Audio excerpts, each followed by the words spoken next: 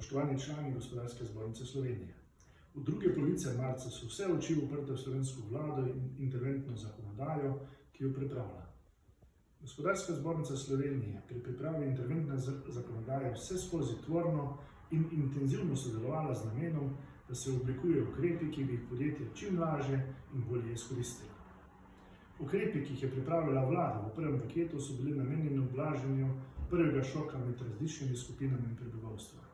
Kot pozitivno za podjetje bi izpostavil kritje čakanja na delo za upravičena podjetja z možnostjo 7-dnevne prekinitve na mesec, razbremenitev delodajalcev vseh pokojninskih prispevkov, nadomestilo za višjo silo breme proračuna, pa tudi oblikovanje poroštvene sheme za moratorij in bančna posojila.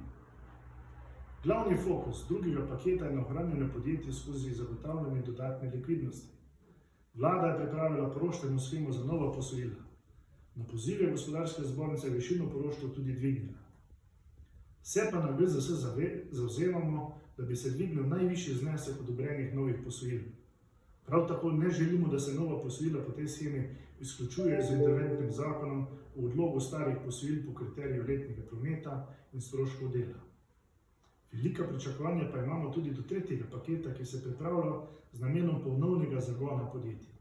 Prinesel naj bi predvsem skrajšan delovni čas, popravke drugega paketa, ki bi se izkazali kot potrebni, ter dodatna sredstva za najbolj prizadeti panogi, kot sta turizem in gostinstvo. Upamo pa tudi na odkup in zavarovanje terjatev.